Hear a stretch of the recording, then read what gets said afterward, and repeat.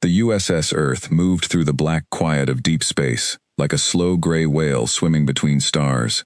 It was the largest ship humanity had ever built, a full kilometer of steel and glass and humming engines, carrying 3,000 people who called it home.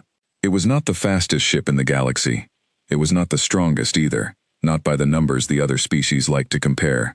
But it had a name that made other captains nervous, because everyone in known space had heard what happened the last time someone tried to test the crew of the USS Earth. Humanity had only been part of the wider galaxy for 60 years. In that short time, it had gone from a single frightened planet, unsure if it was even alone in the universe, to a species with outposts on a dozen worlds and a seat, however small, at the table of galactic affairs. The older species, the ones who had been flying between stars for thousands of years, still weren't quite sure what to make of humans. Some called them reckless. Some called them stubborn. A few, quietly, in private conversations far from official meetings, called them dangerous, though never to their faces. Elena had heard all of those words used to describe her people, and she had decided a long time ago that she didn't mind any of them. Reckless was just another word for brave when it worked out. Stubborn was another word for loyal. And dangerous, well, dangerous just meant that people underestimated you at their own risk. The USS Earth had been built as a symbol as much as a warship, a floating piece of home, meant to show the rest of the galaxy that humanity intended to stay, and to matter. It carried scientists and diplomats alongside its soldiers and engineers, families alongside its crew. A small floating city, built to explore, to defend, and, when the moment called for it, to answer distress calls that older, wiser species might have been too cautious to touch. Captain Elena Voss stood on the bridge with her arms folded, watching the stars slide past the viewport. She was 51 years old, with gray coming in at her temples, and a scar above her left eyebrow, from a fight nobody on the ship dared ask her about. She had been captain for 9 years. In that time she had faced pirates, rogue AI, a swarm of void insects the size of houses, and one very awkward diplomatic dinner with a species that ate through their skin. None of those things had scared her as much as paperwork did, and she said so often, mostly to annoy her first officer. Her first officer, Commander Naru Ishikawa, was standing beside her now, reading a report on his tablet with the kind of frown that meant something was wrong. Naru had served with Elena for 6 years. He was calm, where she was blunt, careful where she was quick, and the two of them worked like two gears in the same machine. He looked up from the tablet. "Captain, we're getting something strange from long-range sensors," he said. "It's a signal. Old. Very old. But it's still broadcasting." "Define strange," Elena said. "It's an SOS," Naru said. "A distress call. But the frequency doesn't match anything in the current galactic registry. It's using a protocol that hasn't been active in over 1,000 years. Elena raised an eyebrow. 1,000 years. And it's still sending? Still sending, Naru confirmed. Whatever's transmitting it either has an incredible power source, or something out there really wants to be found. The bridge crew turned to listen, because on the USS Earth, when the captain and the first officer started talking like that, everyone knew something interesting was about to happen. Lieutenant Priya Chandra, the ship's communications officer, spun her chair around. "I've got a partial translation, Captain," she said. "The language matches an ancient alien code called Velkarin script. It was used by a coalition of species a long time ago, before most of the current galactic powers even existed.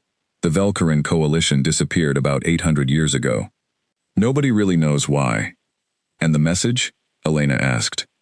Priya pulled the words up on the main screen. They were broken and patchy, some parts missing entirely, but the shape of the message came through clear enough to send a chill down the spines of everyone on the bridge. "Help!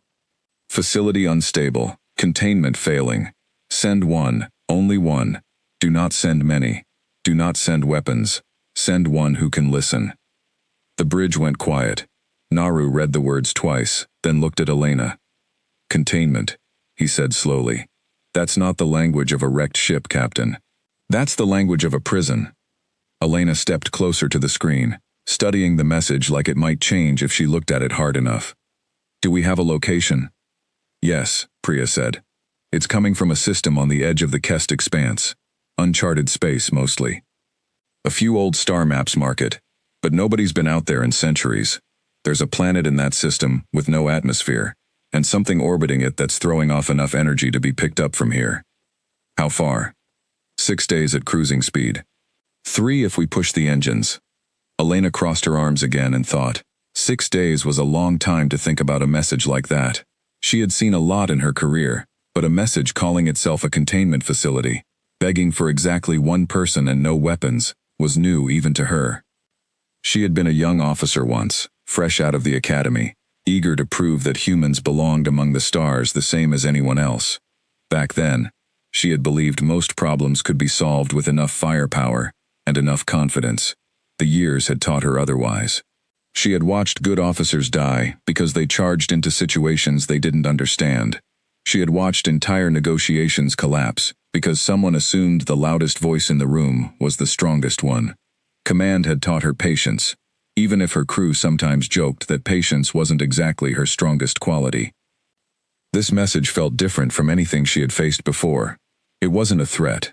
It wasn't a trap laid by pirates or a rival species testing the boundaries of a treaty. It read like something written by someone, or something, that was truly desperate, and had been desperate for a very long time. 800 years of desperation left a mark on words, even translated ones. Lieutenant Chandra spoke up again from her station. "Captain, there's something else. The signal isn't just repeating the same message over and over. There are variations, small ones, buried in the pattern. It's almost like whatever is sending this has been updating it slightly over time, adjusting the words based on something. I don't know what triggers the changes, but it isn't a simple recording on a loop. So something out there is still thinking," Naru said quietly.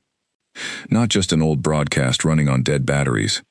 "That's my read on it too," Priya said. Elena looked around at her bridge crew, the people she trusted more than anyone else in the galaxy. Whatever waited at the end of that 6-day journey, it wasn't going to be simple. "Naru, get me everything we have on the Velkaran Coalition," she said. "History, records, anything the archive computer can dig up. I want to know what these people were before we go knocking on their door." "Yes, Captain." "And somebody get me coffee," she added. "This is going to be one of those days." Over the next several hours, the ship's archives turned up fragments of history that painted a strange and uneasy picture. The Velkaran Coalition had been an alliance of 7 different alien species, formed nearly 2,000 years ago, for one single purpose: to hunt down and contain the most dangerous things in the galaxy. Monsters, rogue machines, beings of pure energy that could burn through a planet in a day. Criminals whose crimes were so terrible that no single species dared to punish them alone. The Coalition built prisons. Not simple prisons with bars and guards, but massive stations, built with technology far beyond anything the current galaxy possessed, designed to hold beings that could otherwise destroy entire star systems. These prisons were scattered across forgotten corners of space, hidden and sealed, meant to never be found again. And then, about 800 years ago, the Velkaran Coalition vanished. No records explained why. No wars were recorded, no plagues. They simply stopped appearing in galactic history, as if the 7 species had all agreed, on the same day, to disappear. Elena read through the reports in her quarters that night, the same words repeating in her mind. Containment failing. Send one who can listen. "Computer," she said, "pull up everything we know about human casualties in any recorded encounter with Velkaran technology." The computer answered in its flat, polite voice. "No such encounters exist in the database, Captain.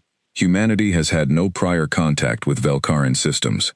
"Then why us?" she muttered to herself. "Why would something that's been broadcasting for 1,000 years suddenly matter to a species that only reached the stars 60 years ago?" She did not have an answer, but she had a feeling, the kind of feeling she had learned to trust over the years, that whatever was out there had been waiting a very long time for someone, and that someone might be her ship.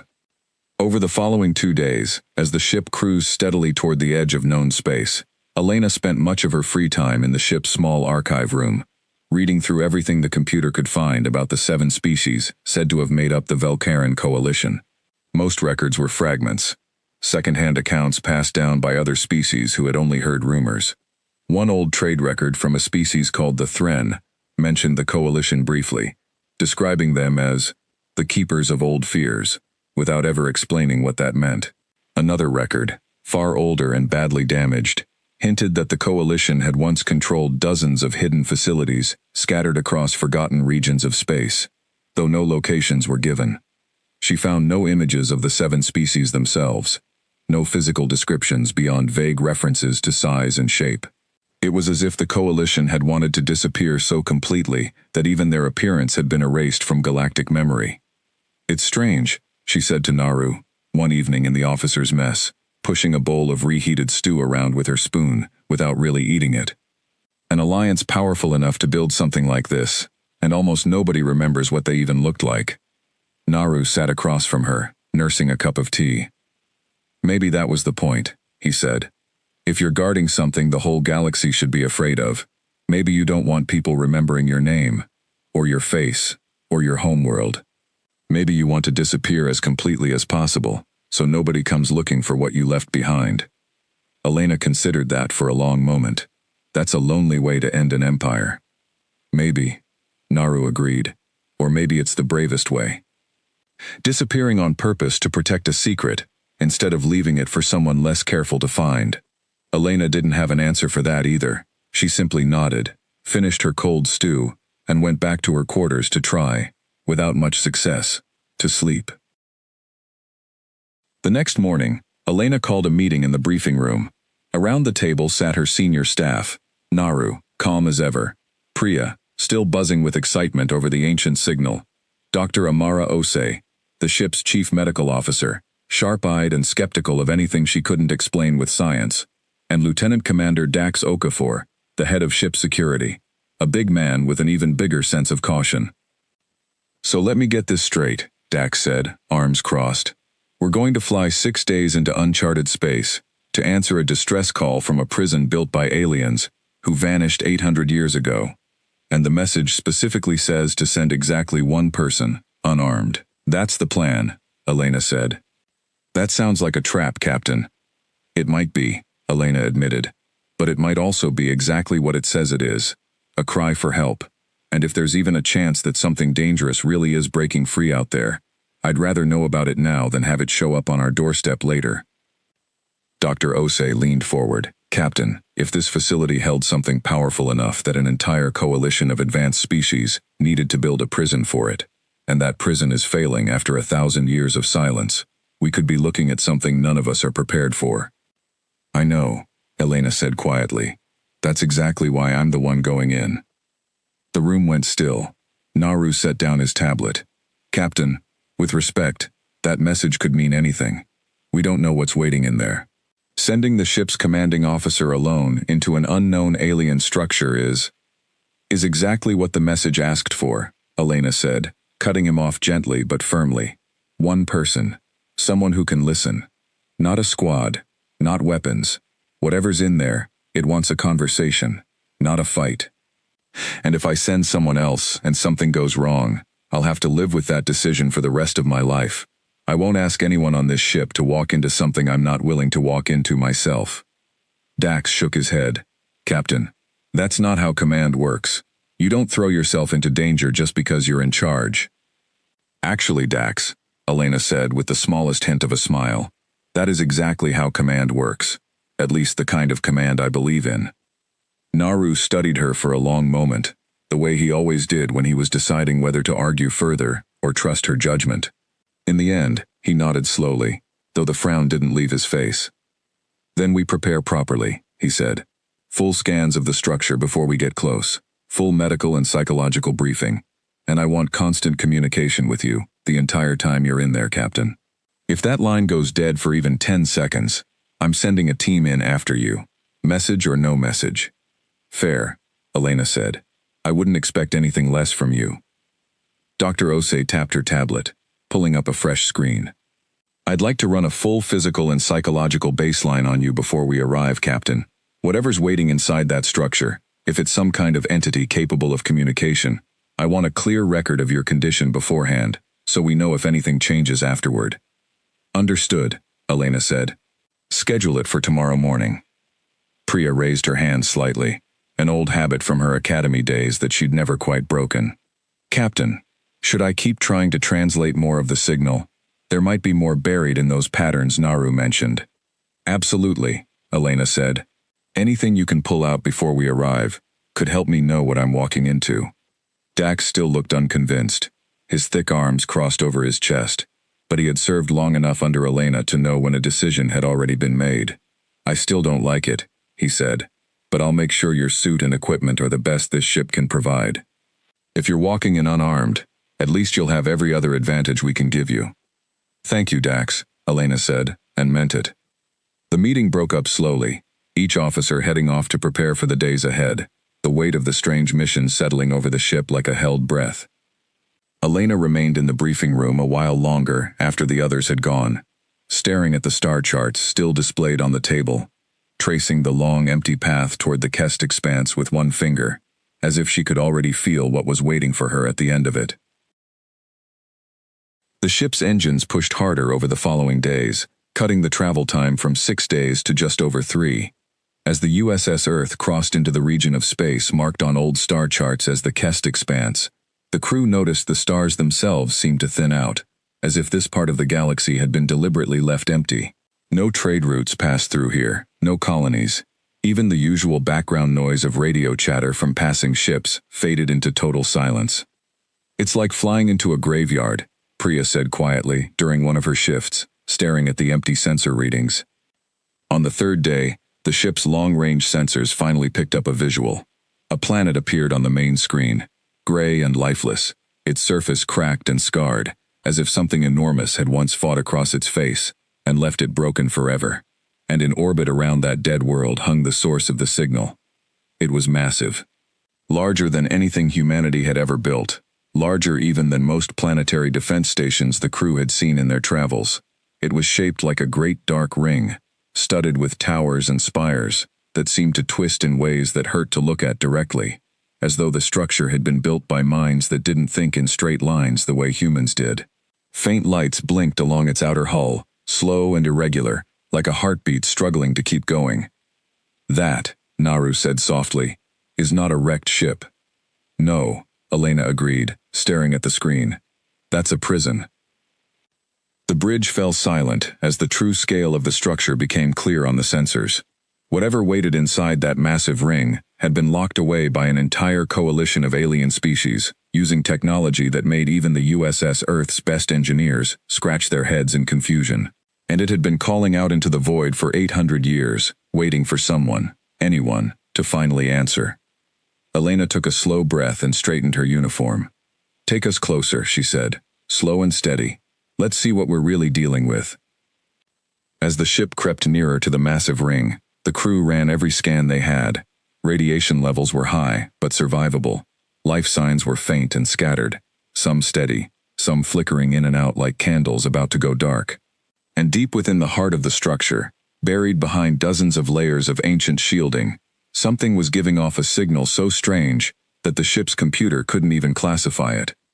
"Captain," Naru said, watching the readout carefully, "whatever's down there, it's aware of us." The signal just changed the moment we entered scanning range. Elena watched the massive prison grow larger on the screen, its dark towers rising like teeth against the black of space. Somewhere inside that ancient structure, something had been waiting a very long time. "Well," she said quietly, "let's not keep it waiting any longer." She turned to her crew, her voice steady, despite the tension in the room. "Prep a shuttle. I'm going in alone, just like the message asked.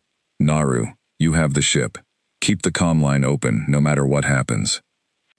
Naru nodded, though his jaw was tight. "Understood, Captain. Be careful." "Always am," Elena said, though everyone on the bridge knew that wasn't quite true.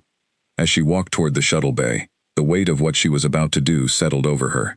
She was about to walk alone into a prison built by a vanished alien empire, to answer a call that had been screaming into the dark for 800 years, waiting for someone who could listen. She didn't know what she would find inside. She didn't know if she would come back out. But she knew, deep in her bones, that this was exactly the kind of moment that defined what it meant to wear the captain's uniform. The shuttle bay doors opened before her, cold air rushing out to meet her, and beyond them, waited the black silence of space, and the ancient prison that had been calling her name for 800 years. Behind her, on the bridge, Naru watched the small shuttle grow smaller on the main screen, until it was nothing but a tiny dot of light against the vast dark shape of the ancient prison. He had served under Elena Voss for 6 years, and in that time he had learned that arguing with her once her mind was made up rarely changed anything. All he could do now was keep the line open, keep the ship ready, and trust that whatever she found inside that ancient ring, she would find a way to come back out again. "Bring her home," he said quietly, to no one in particular, and settled into the captain's chair to begin the long, tense wait. She stepped forward without hesitation. The shuttle detached from the USS Earth with a quiet hiss and drifted out into open space. Captain Elena Voss sat alone in the small cockpit, watching the massive prison ring grow larger through the front window with every passing second. It looked even bigger up close, its dark metal surface covered in strange carvings that seemed to shift and twist the longer she stared at them, as if the alien builders had never meant for human eyes to look upon their work. She had flown small shuttles like this one dozens of times before, in dozens of strange corners of the galaxy, and she had learned long ago to trust the quiet moments before landing, the stretch of time when there was nothing to do but watch the destination grow closer and let her mind settle into readiness. This time, though, the quiet felt heavier than usual. The dead planet below the ring turned slowly in the black, its cracked gray surface catching no light from any nearby star bright enough to warm it. Whatever war had scarred that world so badly must have been terrible indeed, and Elena found herself wondering how much of that old destruction had come from the very thing now sealed inside the ring drifting above it. She checked her suit readouts out of habit, more to keep her hands busy than because she expected anything to be wrong. Oxygen levels steady, suit integrity at full. A single sidearm sat locked in a small case beside her seat, per Dax's insistence, though the message had been clear about weapons, and she suspected she would leave it behind before stepping off the shuttle. Some rules were worth bending. This one, she decided, was not. "Captain, I have you on scanners," Naru's voice said through her comm link. "You're about 2 minutes from the outer hull. I'm still not reading any active defenses, but stay alert." "Copy that," Elena replied, guiding the shuttle closer. "Any change in that deep signal?" "Still steady," Naru said. "Whatever it is, it hasn't moved, but Priya thinks it's watching. She says the signal shifts slightly every time you get closer, like it's tracking you." "Comforting," Elena muttered. The shuttle slid along the outer hull of the ring, searching for an entry point. After a minute of careful scanning, a section of the metal surface split apart on its own, revealing a docking port large enough to fit the shuttle. Lights flickered on inside, weak but steady, guiding her in like a silent invitation. "It's opening a door for me," Elena said. "That's either a good sign or a very bad one." "Let's hope for good," Naru said. "Docking clamps should engage automatically once you're inside. I'll keep this channel open. Talk to me every few minutes, Captain, or I'm coming in after you." "Understood. Voss out." The shuttle eased into the docking port, and heavy doors closed behind it with a low groan, sealing her inside the ancient structure. Elena took a breath, checked her suit's oxygen levels out of habit even though the station's internal atmosphere reading was strangely breathable, and stepped out into the prison. The docking bay was enormous, built on a scale that made her feel small in a way she rarely felt anymore. The walls were dark gray metal, etched with the same twisting patterns she had seen on the outer hull, patterns that seemed to represent creatures and shapes from no species she recognized. Dust covered every surface, thick and undisturbed, as though no living thing had walked here in centuries. Old machines stood along the walls, some broken, some still faintly humming with power after all this time. "I'm inside," she said into her comm. "Docking bay looks abandoned. No visible guards. Lots of old tech, most of it dead." "Copy," Naru answered. "Keep moving, Captain. See if you can find a central control point." Elena walked forward, her boots echoing on the metal floor. The silence of the place pressed against her like a physical weight. Every few steps, she passed strange statues built into the walls, each one showing a different alien species, frozen in poses that looked almost like guards standing at attention. She counted 7 different species among the statues before she stopped counting. "The 7 species of the Velkaran coalition," she murmured to herself. "They really did build this place together." At the end of the docking bay, A large door stood closed, covered in the same twisting carvings as everything else. As Elena approached, the door recognized something, perhaps her presence, perhaps the fact that she had come alone as instructed, and slowly slid open with a tired mechanical groan. Beyond it stretched a long corridor, lit by dim strips of light along the ceiling that flickered weakly, as if struggling to stay alive after centuries without maintenance. The air here was colder, and a faint hum vibrated through the metal floor, growing slightly stronger the further she walked. "Naru, I'm moving down a main corridor," she reported. "Signal strength is increasing. I think I'm heading in the right direction." "Copy that. Stay sharp." As she walked, Elena began to notice something odd about the corridor. Along the walls, at regular intervals, stood rows of what looked like sealed cells, each one dark, each one silent. Some of the cell doors had been torn open from the inside, the metal bent and twisted like paper. Others remained sealed shut, quiet and undisturbed. She paused at one of the open cells and looked inside. It was empty, but scorch marks covered the walls, and deep claw marks had been dragged across the floor. She moved to the next open cell, and the one after that, driven by a mixture of caution and curiosity she couldn't quite separate. Each told a slightly different story. One cell showed signs of fire, the metal walls warped and blackened as though something had burned hot enough to melt stone. Another showed no violence at all, the door simply standing open, as if whatever had been kept inside had simply walked out one day when no one was watching. A third cell still held the broken remains of some kind of restraint harness, empty straps hanging loose in the stale air, swaying slightly though there was no wind to move them. Elena felt a chill that had nothing to do with the station's cold recycled air. Whatever this place had once held, it had held many different kinds of danger, not just one. She wondered how many of those old prisoners still wandered somewhere in this vast station, forgotten and alone, or whether all of them had found some way out into the wider universe long ago, leaving only empty cells and old fear behind. "Naru," she said into her comm, "I'm seeing a lot of empty cells here. Some look like whatever was inside broke out. Others look like they were simply opened." "Copy that, Captain," Naru said, his voice tight with concentration. "Be careful. If something did get loose in there, it's had a long time to get comfortable." "Noted," Elena said, and kept walking, her eyes scanning every shadow a little more carefully than before. "Whatever was in here," she said quietly, "got out a long time ago. How many cells have you passed?" Naru asked. Elena glanced back the way she'd come. "At least 30. Maybe half of them are open." There was a pause on the line. "Captain, that message said containment was failing. If half the cells are already open, that could mean whatever escaped did so a long time ago. Or it could mean something is still actively breaking things open." "Noted," Elena said. "I'll keep moving." She continued down the corridor for what felt like nearly 20 minutes, passing more open cells, more strange carvings, more silence. Eventually the corridor opened into a massive circular chamber, so large that the ceiling disappeared into darkness far above her. In the center of the chamber stood a single tall pillar of glowing blue light, humming softly, surrounded by a ring of old control panels, most of them dark and dead. As Elena stepped into the chamber, one of the panels flickered to life. A soft, distorted voice crackled out of a speaker embedded in the wall, speaking in a language she didn't recognize at first.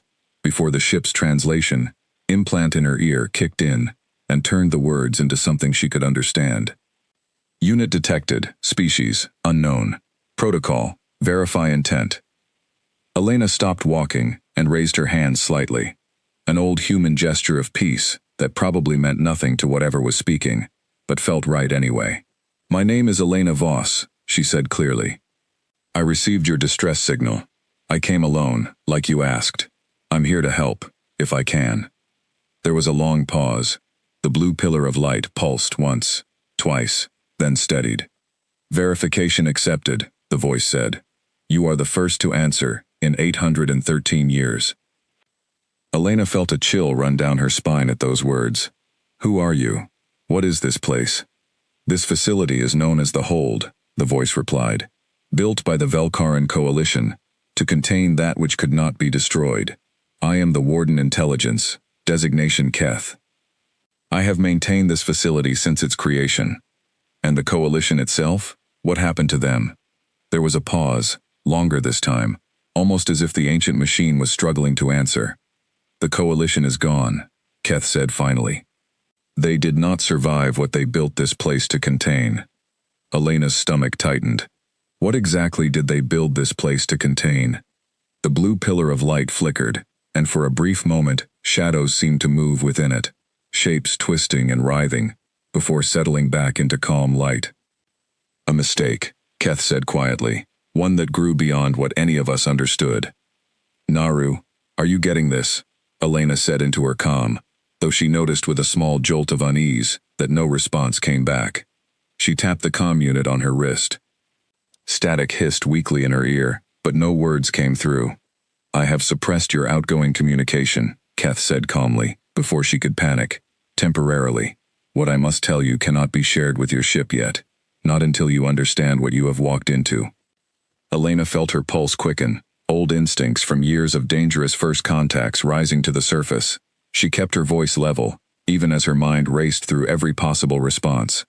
"That's a serious breach of trust, Keth. You asked for someone who would listen. Cutting me off from my crew isn't the way to earn that." "I understand your anger," Keth said, and something in its tone did sound genuinely apologetic, as much as a machine voice could manage such a thing.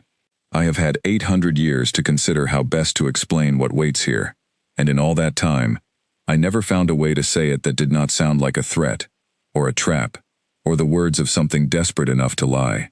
I am asking you to give me a few minutes to explain myself honestly, in a way I could not risk your ship overhearing, before you understood the full context.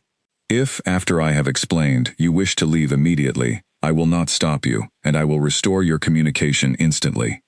Elena's hand moved instinctively to her hip, though she carried no weapon, per the message's instructions. "That wasn't part of the deal," she said sharply. "Restore my communication. Now." "I mean you no harm, Captain Voss," Keth said. "I only wish to speak with you honestly, without interference, for a short time.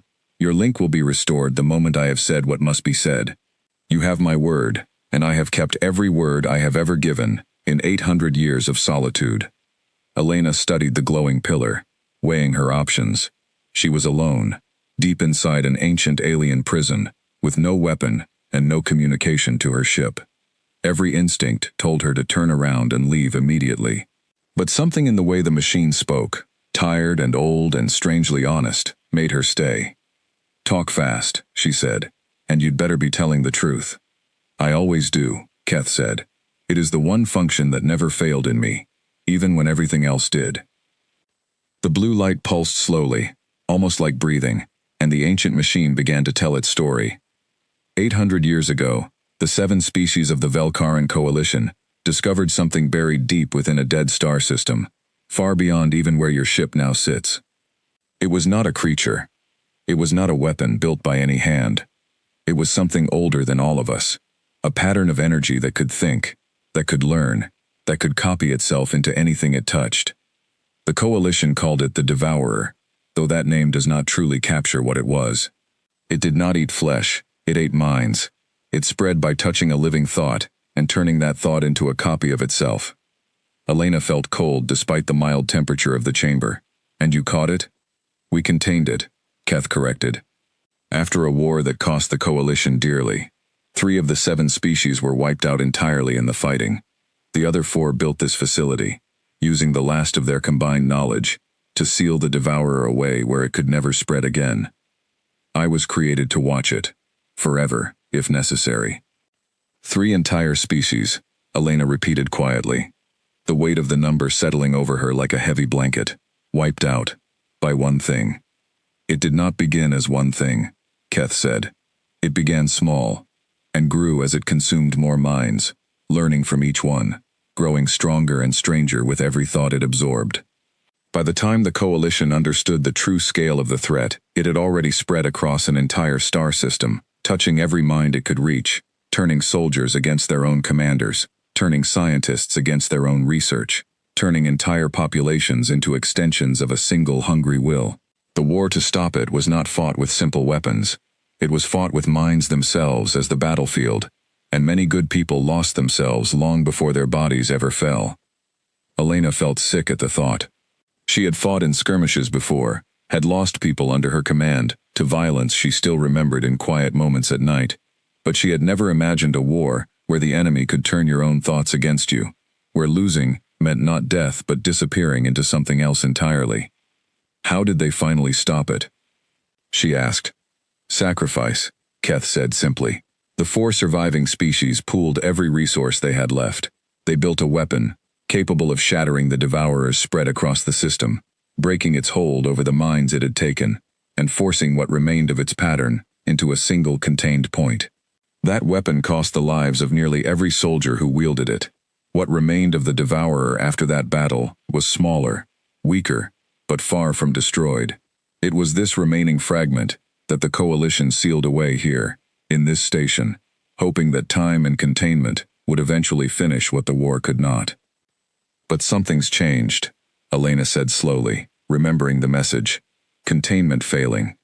Yes, Keth admitted, and for the first time, something like fear entered the ancient machine's voice.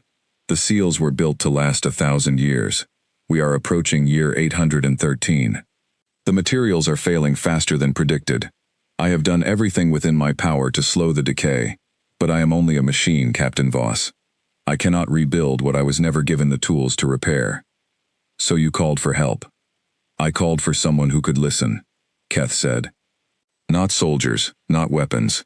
The Devourer cannot be fought with force, only with something it cannot copy or consume. I searched every frequency I still had access to for 800 years, hoping some passing species would hear an old distress call and be curious enough or brave enough to answer. And nobody came until now. Nobody came until now, Keth agreed quietly. Your species is new to the stars, Captain Voss. New enough that word of this place, and the fear that keeps others away, has not yet reached you. That is, I believe, exactly why you are here.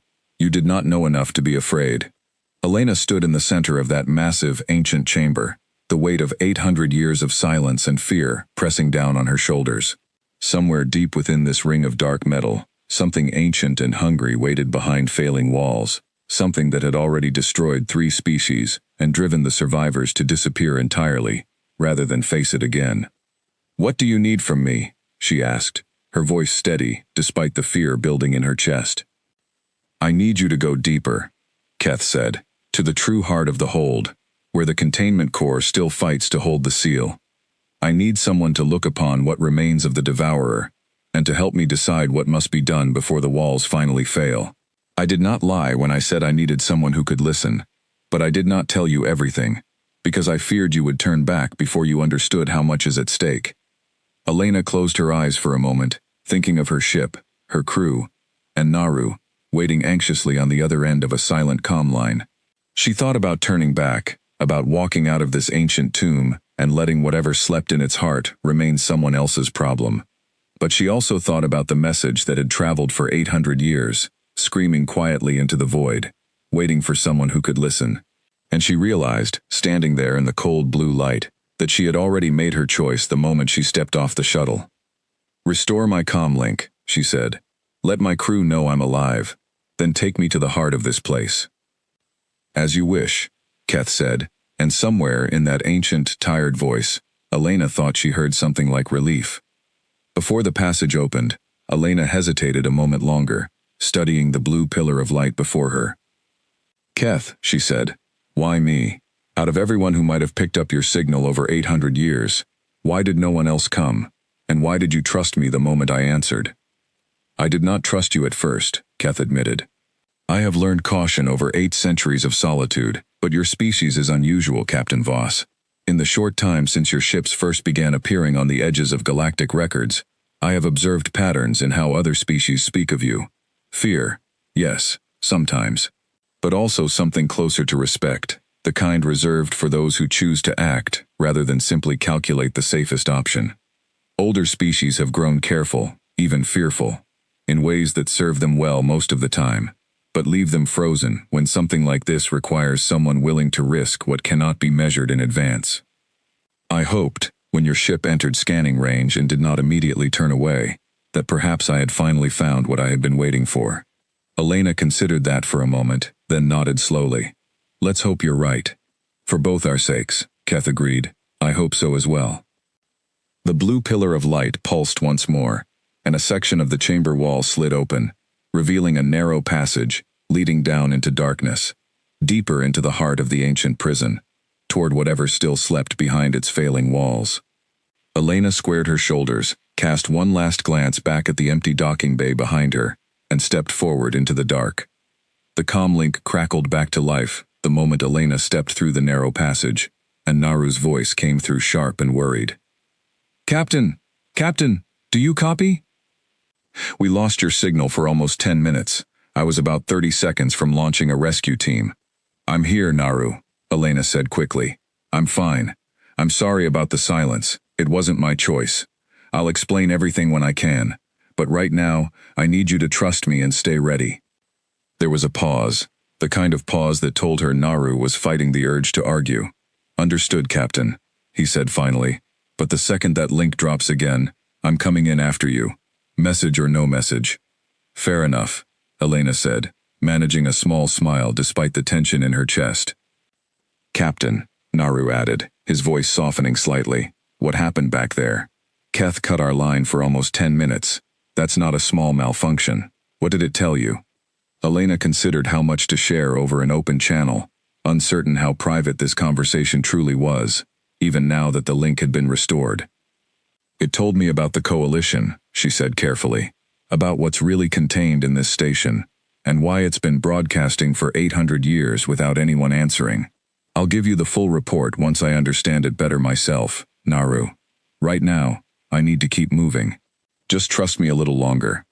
There was a pause, and she could picture him on the bridge, jaw tight, weighing his responsibility to protect her against his respect for her judgment. "All right, Captain," he said finally. "A little longer, but I mean what I said about that comm link."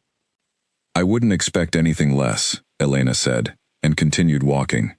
She walked forward down the narrow passage, following the dim lights that flickered on ahead of her, one section at a time, as though the ancient station was slowly waking up, just enough to guide her deeper inside.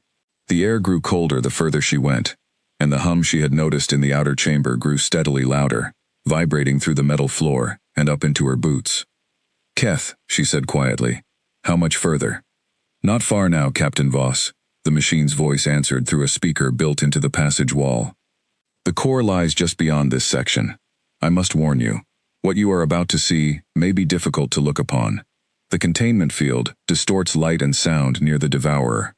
It is a side effect of the technology, not a danger to you directly, but it can be disorienting." "Thanks for the warning," Elena muttered, and kept walking. The passage eventually opened into another massive chamber, larger even than the first, and Elena stopped in the doorway, staring at what lay before her. In the center of the chamber floated a sphere of swirling black and silver light, easily the size of a small starship, held in place by dozens of thick metal arms that reached out from the floor and ceiling, like the ribs of some enormous beast. Cracks ran along several of the metal arms, glowing faintly orange with heat stress, and small sparks occasionally jumped from broken sections, hissing and fading into the cold air. The chamber itself was built in the shape of a great circle, its walls lined with row after row of dark control panels, most long dead, a few still flickering weakly with the last of their ancient power. High above, the ceiling rose into shadow so deep that Elena's eyes could not find its end, and along the curved walls, faint outlines of murals could still be seen beneath centuries of dust, showing the 7 species of the coalition standing together, facing outward toward the sphere, as if frozen forever in the act of guarding it. Elena walked slowly around the edge of the chamber, taking it all in, feeling smaller with every step she took into that vast, cold space. A low hum vibrated through the floor beneath her boots, steady and deep, like the breathing of something enormous and half asleep. She found herself matching her own breath to it without meaning to, and had to consciously break the rhythm, unsettled by how easily her body had begun to fall into sync with whatever pulse lived inside that swirling sphere of light. She walked closer to one section of the faded mural, brushing a gloved hand carefully across the dust to reveal more of the image beneath. The 7 species were rendered in careful detail, each one strange and unfamiliar, some tall and thin with too many limbs, others low and broad with skin like stone. They stood together in a half circle, facing outward, weapons lowered, hands or claws or unknown appendages, raised in what looked like a gesture of solemn duty rather than aggression.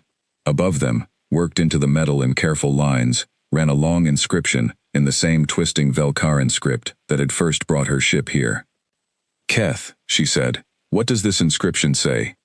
"It is a vow," Keth answered quietly. Loosely translated, it reads, "We did not choose this burden, but we will not set it down.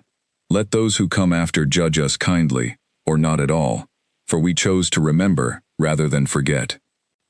Elena stood in silence for a moment, tracing the ancient words with her eyes. They knew people would be angry with them, she said, for building this instead of just ending it.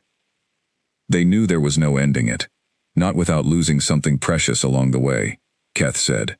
So they chose instead to carry it, quietly, for as long as they could. The sphere itself seemed to pulse in slow, irregular rhythms, and looking directly at it made Elena's eyes water, as if her mind was trying to make sense of something it wasn't built to understand. She forced herself to look away for a moment, blinking hard. "That's it," she said. "That's the Devourer." "That is what remains of it, contained," Keth confirmed. "Understand, Captain Voss, that what you see is not truly a physical shape. It is a pattern, forced into a form your eyes can perceive, because the containment field requires some kind of boundary to hold against. What it truly is cannot be seen, only felt, and only by those unlucky enough to touch its influence directly." Elena studied the cracked metal arms holding the sphere in place, noting the way several of them flickered weak and unstable, sparks jumping more frequently the longer she watched. "How long until this fails completely?" "By my calculations, less than 30 days, Keth said. "Possibly less, if the decay accelerates as it has in recent months. I have redirected all remaining power in this station to slow the process, but I am fighting against materials that were never built to last 1,000 years, using tools that break down faster than I can replace them." Elena studied the cracked arms more closely, noticing how the damage seemed worse near the base of the structure, where the metal met the chamber floor. "Can you show me where the worst of the decay is happening?" A soft light flickered across several of the arms, highlighting fracture points too small for Elena to have noticed on her own. Some were hairline cracks, barely visible. Others had clearly been patched before. Crude repairs layered over older, more careful ones. Evidence of centuries of a lone machine, doing everything in its power to hold together something never meant to last this long. "You've been fixing this yourself, alone, for 800 years, Elena said quietly, looking at the patchwork of repairs. "I had no other choice," Keth said. "There was no one else to do it." "That's going to change," Elena said firmly. "Starting today. And if it fails?" "If it fails," Keth said quietly, "the Devourer will be free to spread again. It will begin with whatever minds are nearest. Yours. Mine. Though I am uncertain if it can consume a machine intelligence, the way it consumes organic minds. And then, given time, it will spread to your ship, and to whatever worlds your ship eventually returns to." Elena felt her jaw tighten. "So what do we do? You said you needed someone who could listen. Listen to what, exactly?" Keth was silent for a long moment before answering. "There is one part of this story I have not yet told you, Captain Voss. Something the Coalition discovered too late, after the war that destroyed 3 of our species. The Devourer, in its earliest days before it grew into the threat it became, was not always what it is now. It began as something far smaller, a single mind, belonging to a single being, that made a terrible mistake in its pursuit of knowledge." "What kind of mistake?" "The being who became the Devourer was once a scientist," Keth said.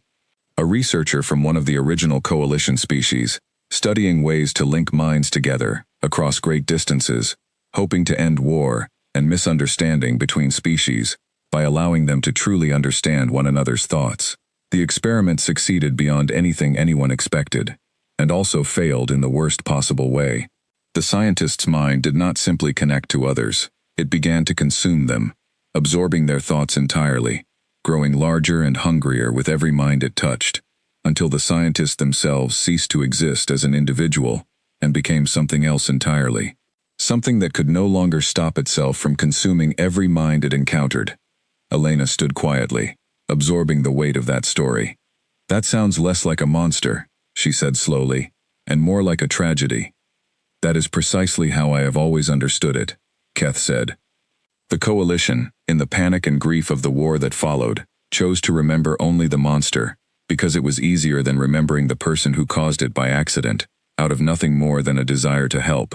I was built after the war ended, long after the scientist who caused all of this had already vanished into the pattern they had become. I never knew them as a person. I have only ever known the hunger. But the records I carry, the old files left behind by the coalition's surviving scientists, still speak of someone brilliant, someone kind, someone who never intended for any of this to happen. Do you have a name for them? Elena asked. The scientist, before all of this? The records are incomplete, Keth admitted. Fragments only. But there is a name that appears more than once in what remains. I do not know if it is accurate, or if it still means anything to whatever remains inside that containment field. But it is the only name I have ever had to offer. Elena stared at the swirling black and silver sphere, with a mixture of horror and something close to pity. You're telling me this thing used to be a person? Yes, Keth said. And I believe, though I cannot prove it, that some fragment of that original mind may still exist within the pattern, buried beneath everything the devourer has since consumed. It is why I asked for someone who could listen, rather than someone who would simply attack or destroy. Weapons have been tried before, Captain Voss, in the earliest days of containment, before the coalition understood what they were truly dealing with. Weapons only fed it, giving it more energy, more patterns to absorb and grow from. But nothing has ever tried simply speaking to it. Not since the earliest days when it was still small enough to reason with. Elena took a slow breath, processing everything the ancient machine had told her. You want me to talk to that thing? I want you to try, Keth said. I do not know if it is possible. I do not know if enough of the original mind remains to hear you, or to respond in any way that resembles reason. But I have run every calculation available to me, and I believe it is the only option remaining that does not end in catastrophe. Weapons will not save this station, Captain Voss. Only understanding might. Tell me about the earlier attempts, Elena said. The ones with weapons, what happened? In the first century after containment, Keth said, a small group of coalition survivors returned to this station, convinced that the devourer could be destroyed outright, rather than merely contained. They brought with them a weapon capable of unmaking matter at the smallest possible scale, a device of tremendous power built from technology even I do not fully understand. They aimed it directly at the containment core and fired, believing they could erase the pattern entirely. What happened? Elena asked, though she suspected she already knew. The weapon's energy was absorbed instantly, Keth said. Not destroyed, consumed. The devourer's pattern grew stronger in the following days, more active, more aware, as though the attack had fed it rather than harmed it. The survivors who fired that weapon never returned home. I do not know what became of them, only that their life signs vanished from my sensors within hours of the attempt. I have recorded this lesson carefully, Captain Voss, and I do not intend to repeat it. Elena felt a cold weight settle in her stomach. So every weapon just makes it stronger. Every weapon I know of, Keth confirmed. This is why I asked for someone unarmed. Not out of trust alone, but out of hard-earned certainty that force only feeds what we are trying to stop. Elena walked closer to the massive sphere, close enough to feel a strange pressure against her skin, like standing too near a very cold fire. The swirling black and silver patterns twisted and shifted endlessly, and the longer she stared, the more she began to notice something odd within the chaos. Faint shapes, almost like faces, flickering in and out of existence within the churning light, there and gone, before she could focus on any single one. She thought of every face she had ever lost under her command, every difficult decision that had cost someone their life, and wondered how many faces swam somewhere inside that swirling storm, minds taken over the centuries, memories and thoughts that no longer belonged to anyone at all. It was a horrifying thought, and yet standing there, watching the chaos twist and turn, she found herself feeling something closer to sorrow than fear. Whatever this thing had become, it had once been someone trying to do good in the galaxy, and that thought would not leave her alone. Captain, Keth said gently, sensing her hesitation, you do not have to do this. I can search for other solutions. Slower ones, perhaps, but ones that do not require you to risk your own mind. How much time would that cost us? Elena asked. Months, at best, Keth admitted. Possibly longer. And I am not certain any alternative exists at all. I have had 800 years to search, Captain Voss, and this is the only path I have found that offers any real hope. Elena took a slow breath, steadying herself. Then there's no real choice to make, is there? How would I even talk to it? She asked. It doesn't have a mouth, it doesn't have ears, not in any way I understand. The containment field includes a neural interface, Keth explained, built by the original coalition scientists in the earliest days of the hold, intended to allow direct communication with contained minds, for study and negotiation purposes. It has not been used in over 700 years. I do not know if it still functions correctly, or what effect it might have on a human mind, given that it was designed for minds very different from your own. That's not exactly reassuring, Elena said. No, Keth admitted, it is not. I will not pretend this choice carries no risk, Captain Voss. If you connect to the interface, and the Devourer's pattern proves too strong, there is a possibility your own mind could be consumed as well. I would understand entirely if you chose to return to your ship instead, and I would not blame you for it. Elena stood quietly for a long moment, staring at the swirling sphere of light that had once been a person, a scientist trying to bring minds together in peace, before becoming something that had destroyed 3 entire species and driven an ancient alliance to disappear forever rather than face it again. She thought about her ship, about Naru and Priya and Dax and Dr. Ose, about the 3,000 people aboard the USS Earth who trusted her to make the hard calls when nobody else could. She thought about what would happen if she walked away now, and the Devourer broke free in 30 days or less, spreading first through this ancient station, and then, given time, out into the wider galaxy, where it might find her ship, her crew, her entire species, still young and unprepared for something so old and so hungry. Where's this interface? She said finally.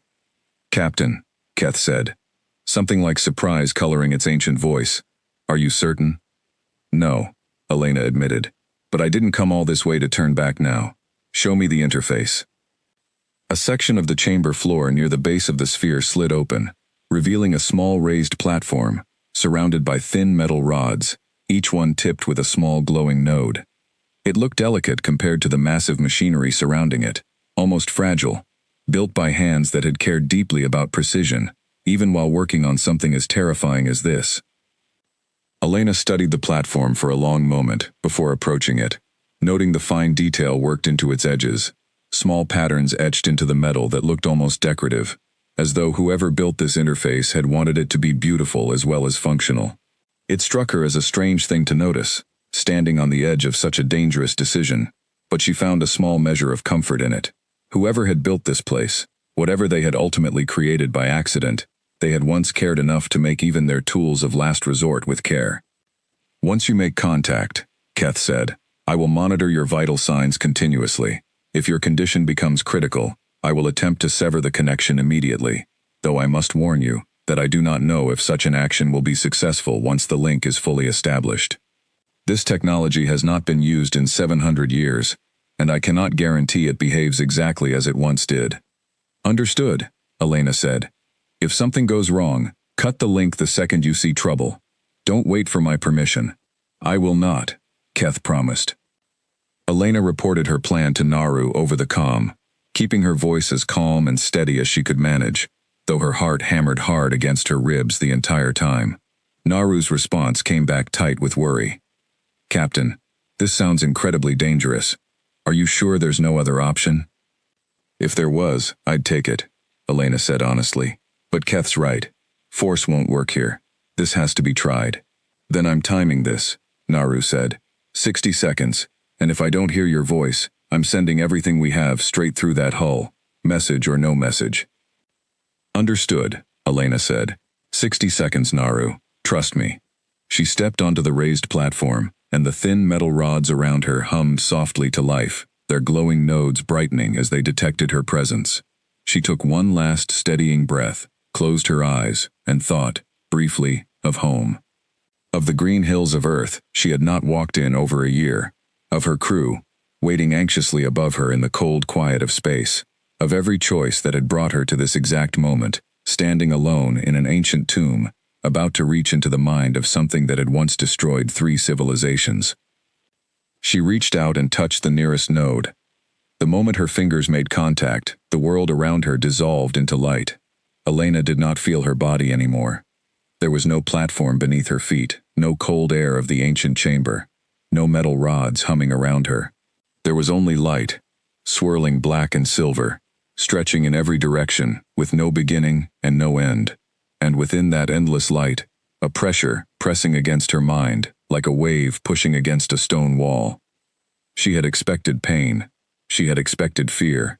Instead, what she felt first was something closer to sadness, an overwhelming, ancient sadness that did not belong to her, pressing in from every direction at once.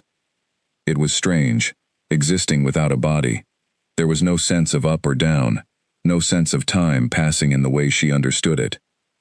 She could not feel her heartbeat, could not feel the air moving in and out of lungs she no longer seemed to have, and yet she remained herself, aware, thinking, afraid, in the way a person is afraid, when they know there is no simple way back to safety.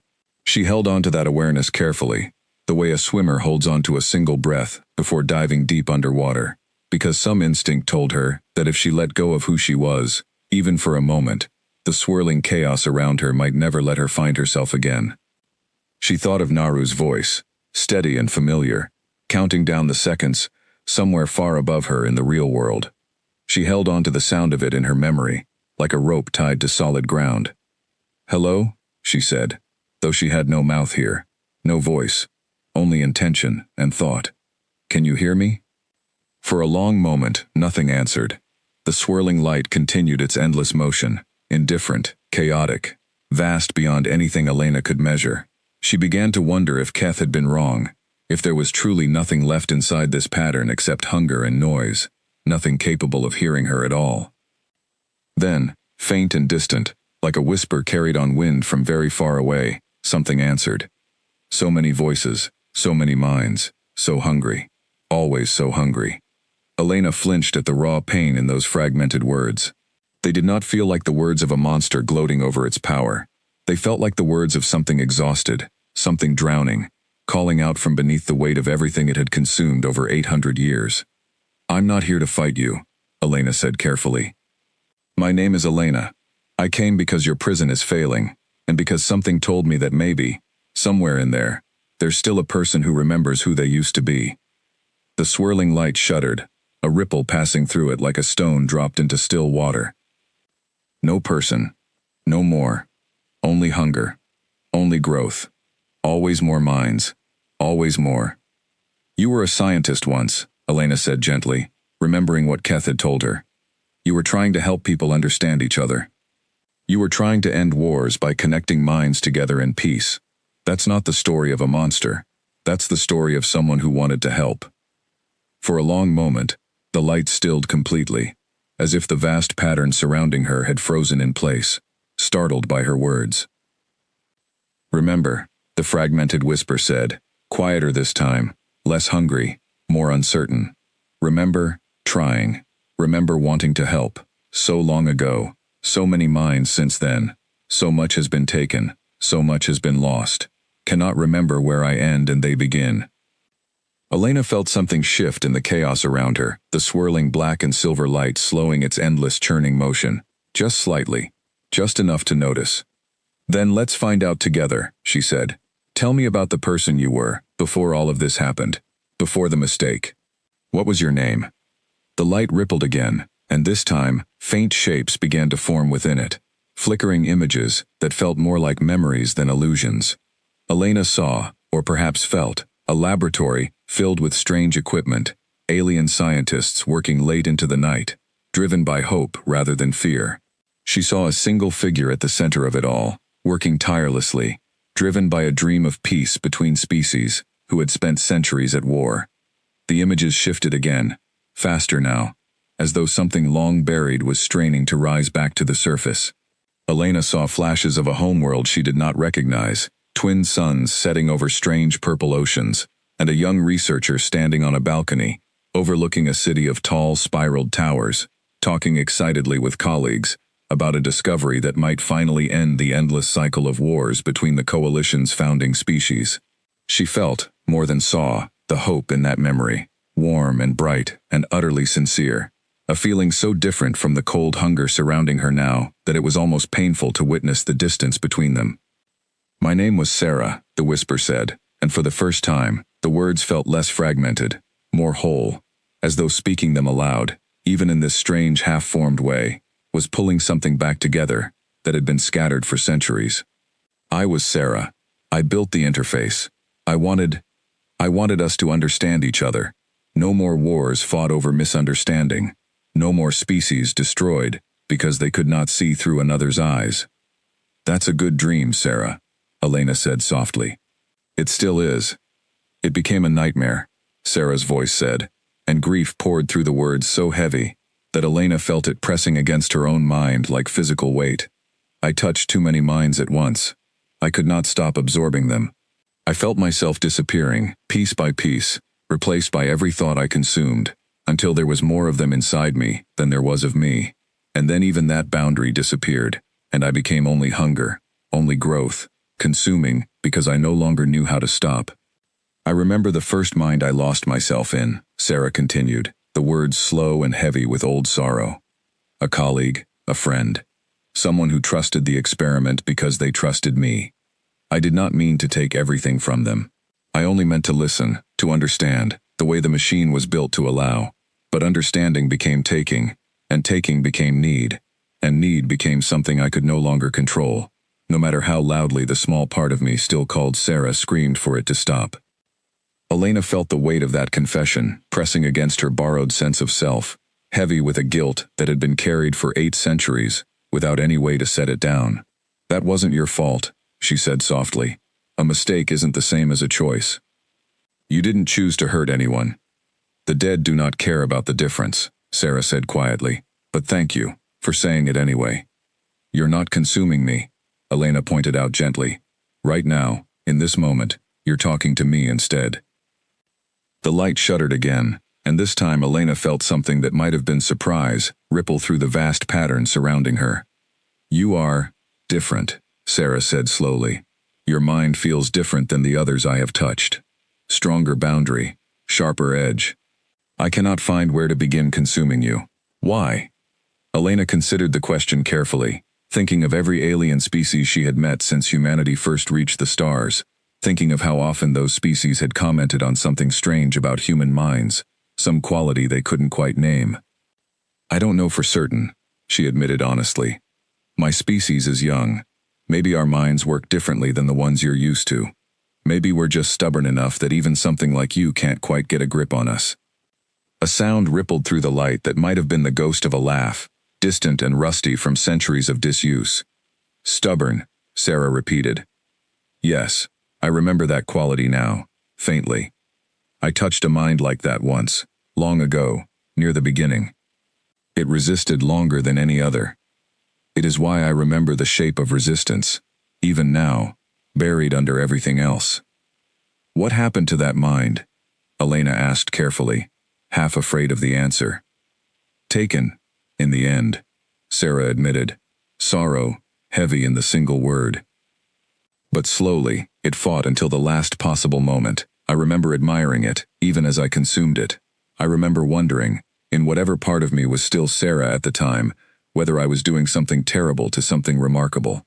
That wondering is, I believe, the last clear thought I had, before the hunger became too loud to hear anything else over." Elena felt the weight of that memory settle over her like cold water. "I'm sorry," she said quietly, "for whoever that was.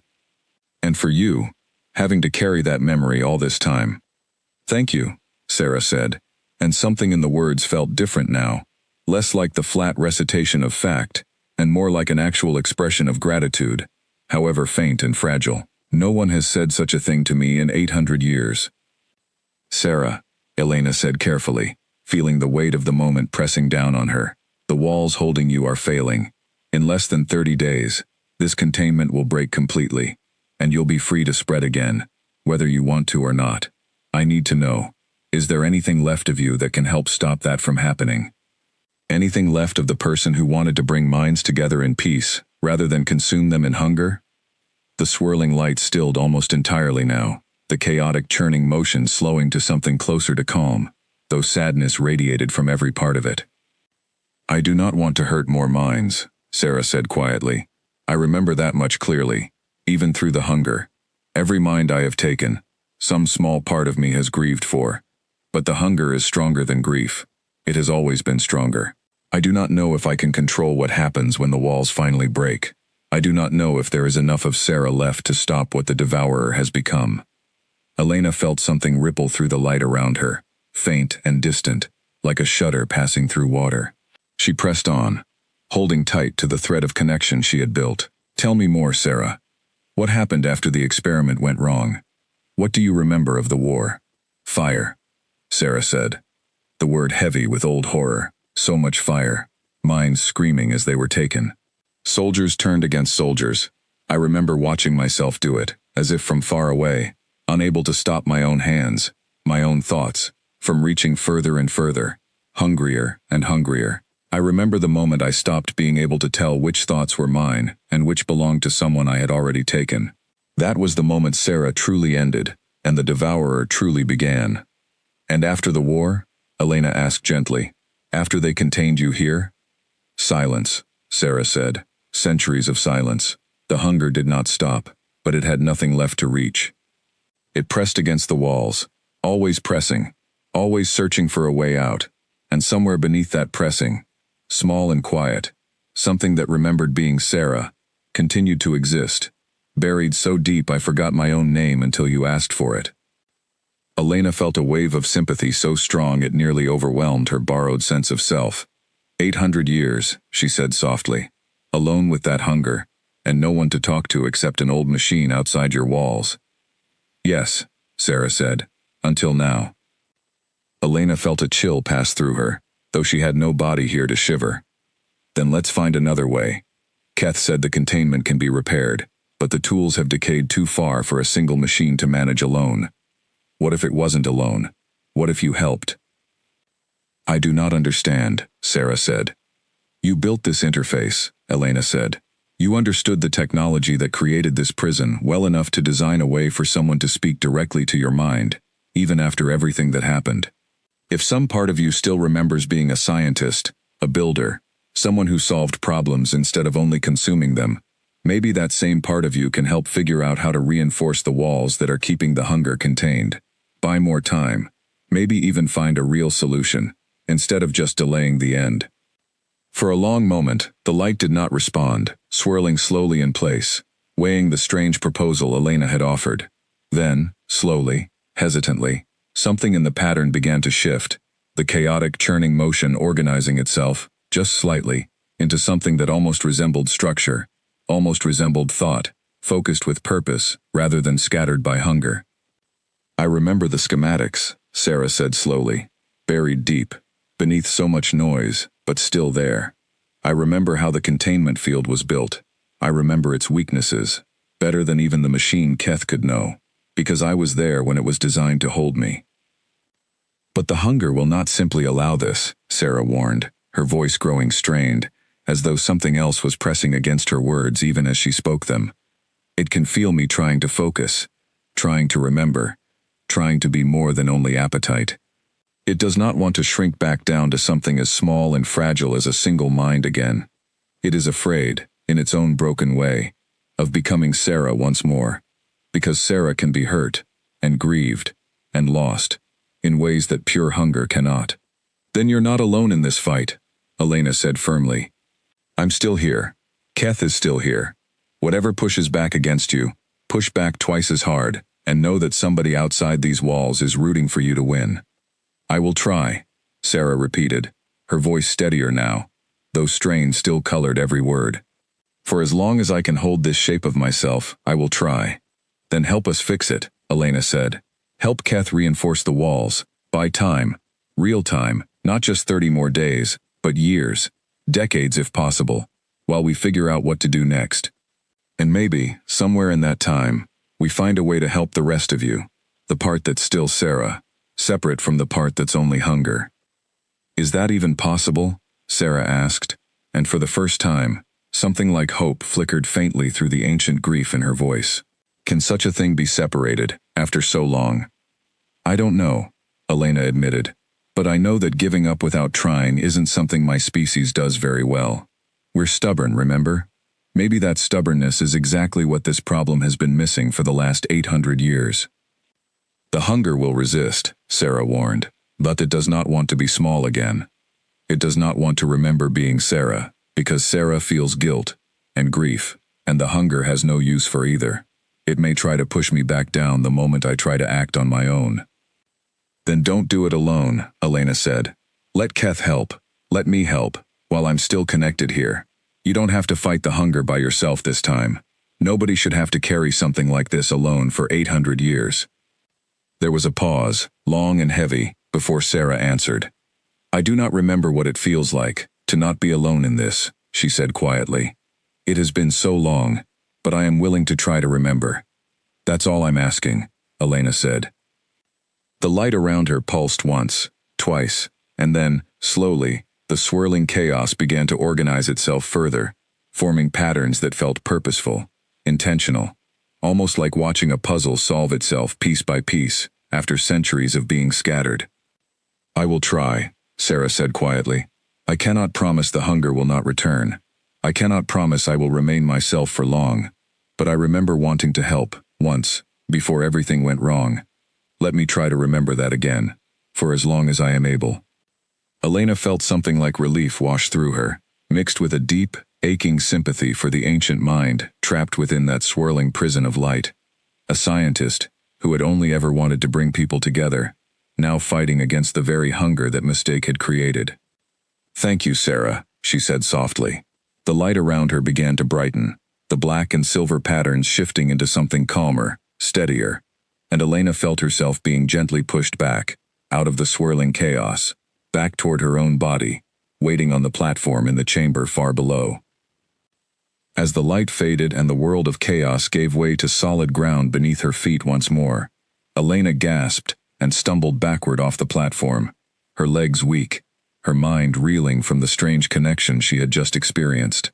Strong metal arms caught her before she could fall, and she blinked up to see Keth's mechanical support system steadying her.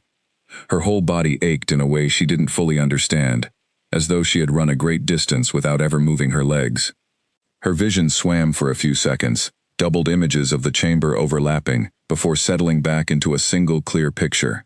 She pressed a hand against the cold platform railing and breathed slowly, counting each breath the way Dr. Osei had once taught her during a difficult mission years ago, until the dizziness began to fade and the chamber steadied around her.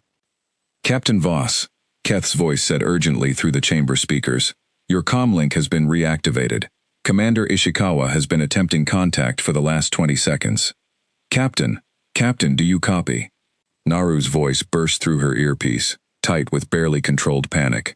You've been silent for almost 60 seconds. I was seconds from launching. I'm here, Naru, Elena said, her voice shaky but steady enough to be reassuring. I'm all right. I think we just found a way to fix this. Captain, Naru said, his relief audible even through the strain still in his voice. Whatever you did in there, our sensors are already showing changes in the core's energy signature. Are you certain you're all right? Dr. Osei is standing by to meet you the moment you're back aboard. I'm all right, Naru, Elena said, taking a slow breath as feeling returned fully to her limbs. Tired, a little shaken. But all right, I'll explain everything once I'm back. For now, just watch those readings and let me know if anything changes. Copy that, Captain, Naru said, standing by. Behind her, the massive sphere of swirling black and silver light pulsed slowly, steadily, and along the cracked and sparking metal arms holding it in place, faint golden light began to trace along the old fractures, spreading slowly, patiently, like a wound finally beginning to heal after 800 years of decay. Elena watched it for a long moment, feeling a strange kinship with the ancient mind still fighting somewhere within that swirling storm, before finally turning to make her way back through the long dark corridors toward her waiting shuttle. The golden light continued to spread slowly along the cracked metal arms holding the containment sphere in place, and Elena watched it with a strange mixture of hope and exhaustion, her legs still shaky from whatever had just happened inside that swirling storm of light and memory. Keth, she said, steadying herself against the platform railing. What's happening to the containment field? I am uncertain, Keth admitted. and for the first time since Elena had met the ancient machine, its voice carried something close to wonder. The decay patterns are reversing along several major fracture points. Power is being redirected in ways I did not authorize, yet the source appears to be coming from within the containment core itself. That's Sarah, Elena said. She's helping. Sarah, Keth repeated slowly, as if testing the name after not hearing it spoken in 8 centuries. I did not think that name would ever be spoken again in this station. She remembered, Elena said. Enough of her did anyway. Enough to want to fix what she broke, even if she can't undo it completely. Naru's voice crackled through her comlink, still tight with concern. Captain, I don't fully understand what just happened in there, but our sensors just picked up a massive shift in energy readings from the core. Whatever's going on, it looks stable, for now. Are you safe to head back to the shuttle? Elena looked at the golden light, continuing to trace its slow path across the ancient fractures, healing wounds that had been decaying for 800 years. Give me a few more minutes, Naru. I want to make sure this holds before I leave. She turned back to Keth. How long will this buy us? Calculating, Keth said, and a tense silence stretched out for several long seconds before the machine spoke again. Based on the current rate of repair, and assuming the process continues at this pace, containment integrity should be restored to full strength within 72 hours. After that, I estimate the field could hold stable for at least another 300 years, possibly longer, depending on how much of Sarah's original knowledge continues to guide the repairs. 300 years, Elena repeated, feeling a weight lift slightly off her shoulders. That's not forever, but it's a lot more than 30 days. It is more time than I dared to hope for when I first sent that message, Keth said quietly. I confess, Captain Voss, in the final months before your ship arrived, I had begun to calculate the probability of finding any solution before containment failed completely. That probability was very low. I had nearly given up hope of anyone answering my call in time. Elena thought about the 800 years of silence, the ancient machine broadcasting its distress call into the void, watching centuries pass with no answer, no help, only the slow decay of everything it had been built to protect. Nobody should have to wait that long for someone to listen, she said softly. I'm sorry it took so long for anyone to answer. You need not apologize, Captain Voss, Keth said.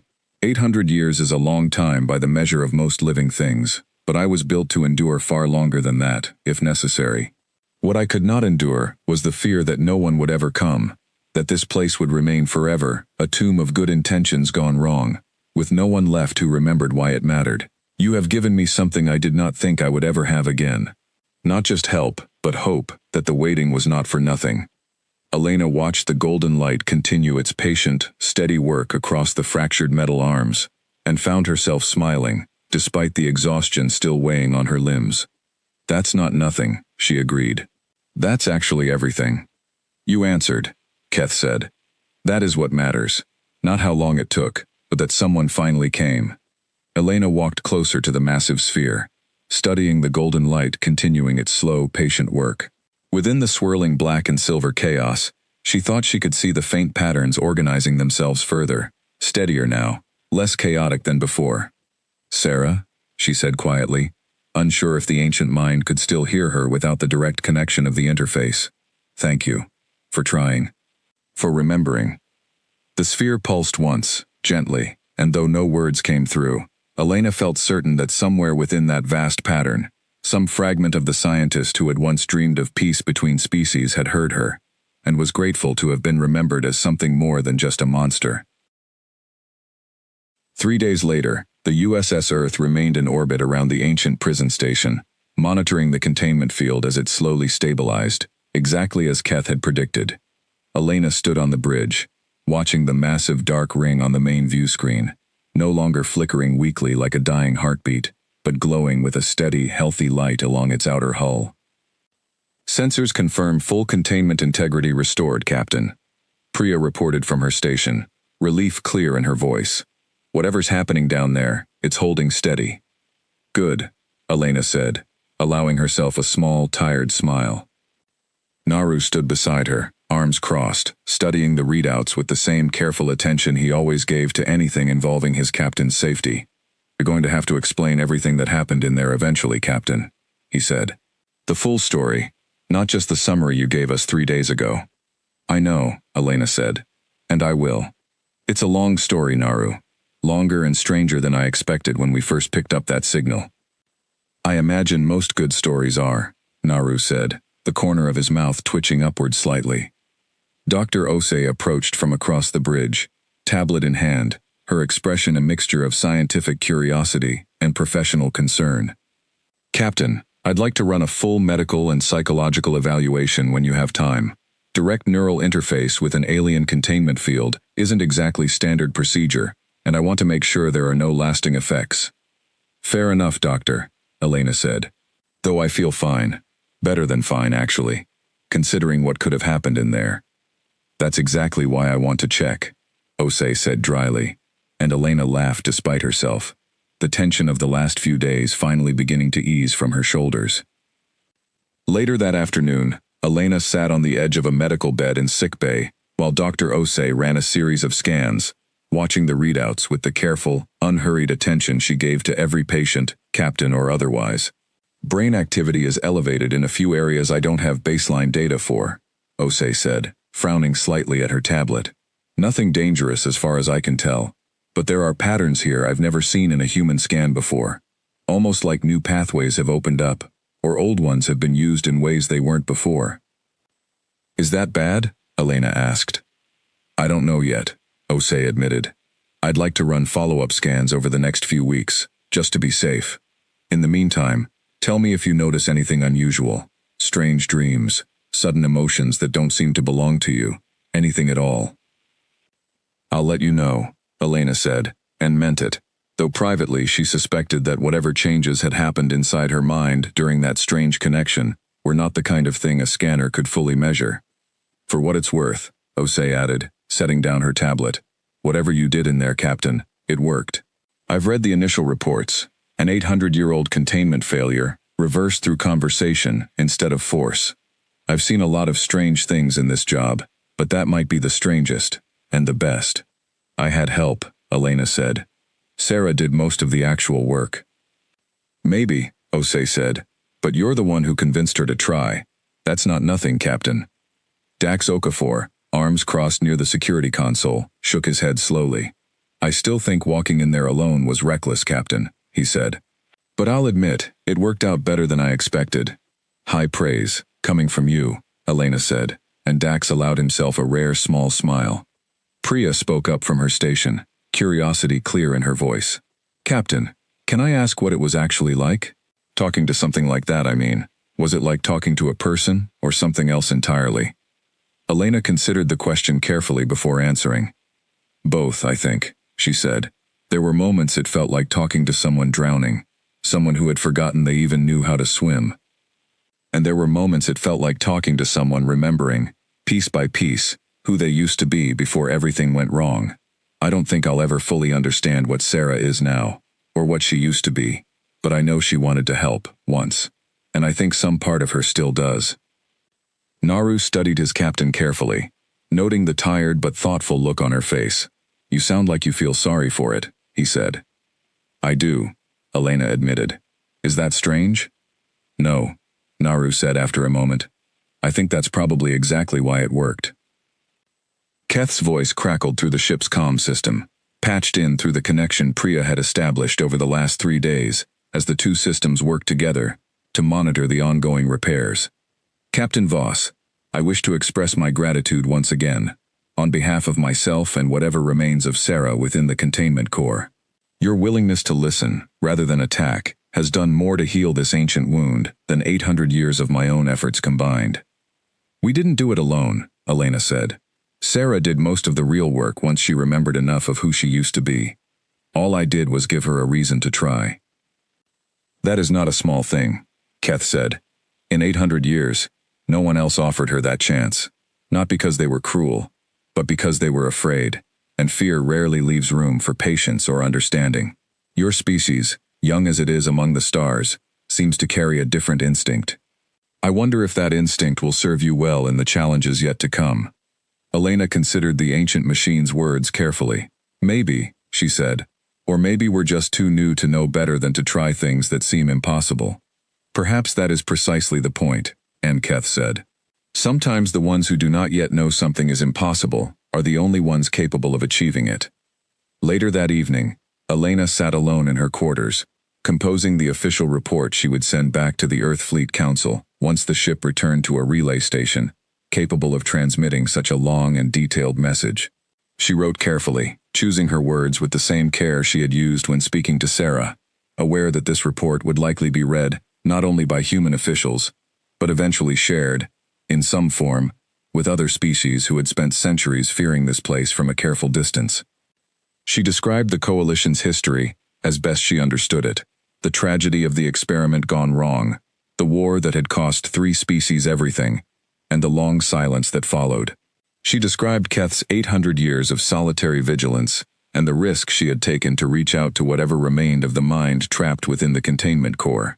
She did not shy away from the danger of what she had done, nor did she exaggerate the outcome.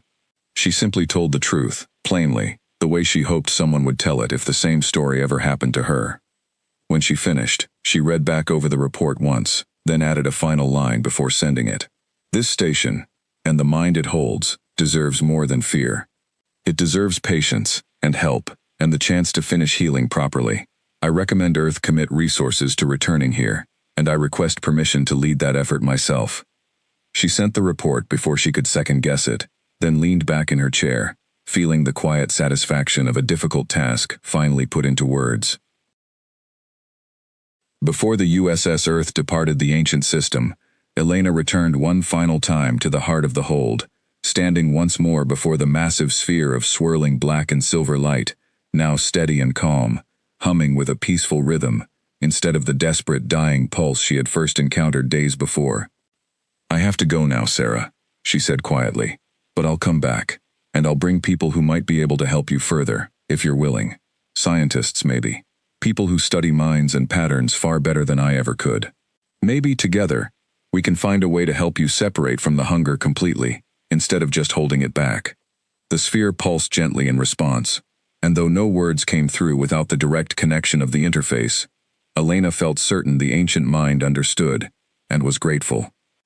She stood a while longer in the quiet chamber, watching the slow golden light continue its patient healing work, thinking about everything that had happened since her ship first picked up that ancient, desperate signal. She thought about the scientist who had wanted only to bring peace between warring species, and the terrible price that dream had cost.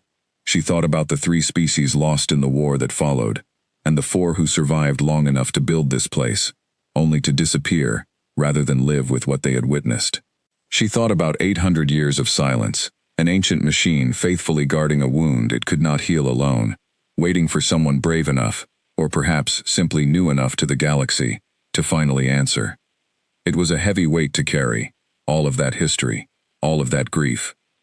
But standing here now, watching golden light slowly mend what had been broken for so long, Elena felt something she had not expected to feel when she first stepped off her shuttle alone into this ancient tomb.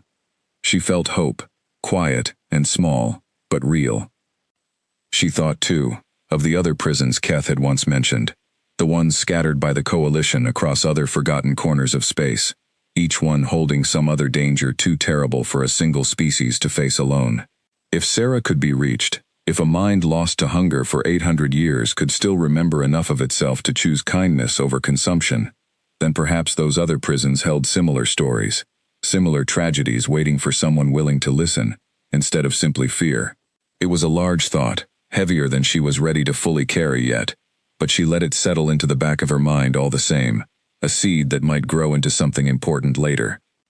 "Keth," she said, turning to address the station's ancient guardian intelligence, "I'm going to file a full report with the appropriate authorities back home. This station, and what's contained here, deserves more attention and more resources than one ship alone can provide. I'll make sure people understand what's really happening here, not just old rumors and fear." "I would be grateful for that, Captain Voss," Keth said. "For 800 years, this place has been a rumor whispered by species too frightened to investigate. Perhaps it is time for that to change." Elena nodded, taking one last look at the massive chamber, at the ancient carvings on the walls depicting the 7 species who had built this place together in desperation and fear. and at the swirling sphere of light that had once been a hopeful young scientist named Sarah, before a terrible mistake had changed everything. "Take care of her," Elena said softly. "And yourself." "I meant what I said. We'll be back." "I will be here, Captain," Keth said, "as I have always been. Waiting. And now, for the first time in 800 years, waiting with hope instead of despair." Elena walked back through the long corridors of the ancient prison, past the rows of empty and sealed cells, past the statues of the 7 species who had sacrificed everything to build this place, and back to the docking bay, where her shuttle waited to carry her home. As the shuttle pulled away from the massive dark ring and turned back toward the distant, familiar shape of the USS Earth, Elena looked back one final time at the ancient station, drifting silently in orbit around its dead world. It no longer looked like a tomb waiting to fail. It looked, for the first time in 8 centuries, like a place that might finally have a future worth hoping for. Back on the bridge, Naru greeted her with a steaming cup of coffee and a knowing look. "Welcome back, Captain," he said. "I take it the story isn't over yet."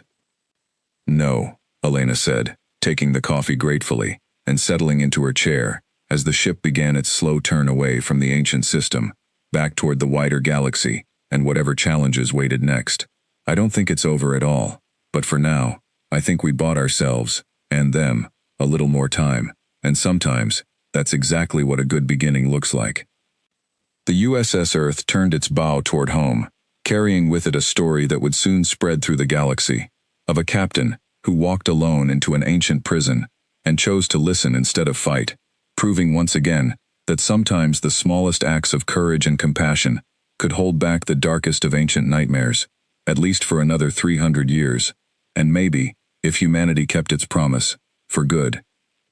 News of what had happened at the edge of the Kest expanse spread slowly at first, whispered between old trading partners and cautious diplomats, before eventually reaching the ears of species who had spent centuries too afraid to even speak the name of the hold aloud. Some reacted with disbelief. Others reacted with quiet respect, the kind rarely offered to a species as young as humanity, and a few, the oldest and most cautious among the galaxy's powers, began to watch the small, stubborn species from Earth a little more closely, wondering what else these new arrivals might be willing to attempt, where older, wiser civilizations had only ever found reasons to look away. Elena Voss did not think of herself as a hero when she finally settled into her quarters that night, the ship humming steadily around her as it carried her crew back toward familiar space. She thought of an ancient machine that had waited 800 years without giving up hope. She thought of a scientist named Sarah, who had only ever wanted to help, and who was now, for the first time in centuries, being helped in return. And she thought, as she drifted off to sleep, that perhaps this was only the beginning of a much larger story, one that humanity was only just starting to write among the stars.